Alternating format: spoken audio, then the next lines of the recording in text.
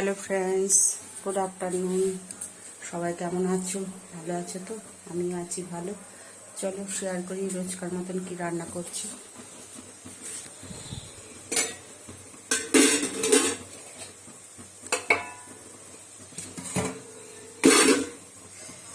এই যে ভাত হয়ে গেছে, গরম গরম ভাত, ধোঁয়া উঠছে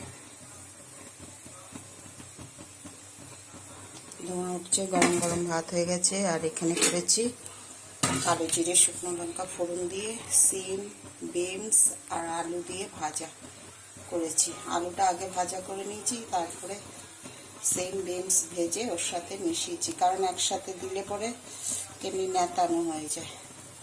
এই রান্না হয়েছে। আর কালকের তো এই যে অল্প আছে তরকারি, ডিমের তরকারি আছে, আর ডালও আছে, অনেকটাই আছে ডাল, একটু একটু সবই আছে। এই যে এখানেও একটু আছে, এখানে একটু বেগুন ভাজা রাখা আছে আর ওর বাবা 12টার সময় খেতে এসেছিল। এই যে অল্প করে ভাত রান্না করেছিলাম, ওইটাও আছে। আর করছি, এটা তো হলো দেখালাম, করছি এখানে আলু ভেজে রেখে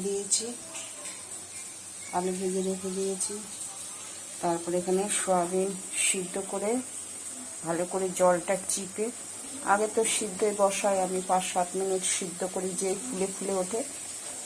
এই ছাড়নি আছে না, এই যে এইটা দিয়ে ছেঁকে উঠিয়ে তারপরে যে একটু ঠান্ডা হয়, তারপরে এটাকে ভেজে নিই। এই যে মশলা কষাচ্ছি, মশলা আমার কষে এসছে, মানে জিরে তেজপাতা আর একটু গরম মশলা থেতো করে দিয়েছি। গরম মশলার মধ্যে আছে দারচিনি, 2 রকমের এলাচ আর গোলমরিচ আছে। লংটা শেষ হয়ে গেছে দিনে, একটু গুঁড়ো মশলা করে রাখি আমি, এটাও আছে। এই যে আমার মশলা কষে এসছে, এবার আলুটা দিয়ে দেবো এর মধ্যে। ধীরে ধীরে আলুটা দেবো, সয়াবিনটা দেবো। আজকে ফ্রেন্ডস এই রান্না করেছি। আচ্ছা ফ্রেন্ডস, ভালো থেকো সবাই, সুস্থ থেকো। আরেকবার দেখিয়ে দিই, ঢাকনাটা পড়ে যাবে না।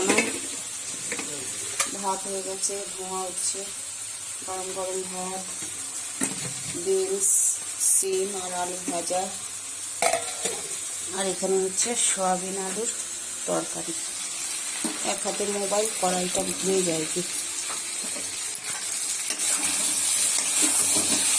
এবার সয়াবিনটাও দিয়ে দেবো, দিয়ে জল ঢেলে দেবো, দিয়ে নামানোর আগে ধনে পাতা এইখানে মশলা করে রাখা আছে, ভাজা মশলা, এটা দেবো। আচ্ছা ফ্রেন্ড, সবাই ভালো থেকো, সুস্থ থেকো, টাটা, বাই বাই। সবাই লাইক কমেন্ট শেয়ার করে দিও, ইউটিউব আর ফেসবুকে সাবস্ক্রাইব করে দিও। মশলা কষাচ্ছি তো কাশি আসছে বারবার,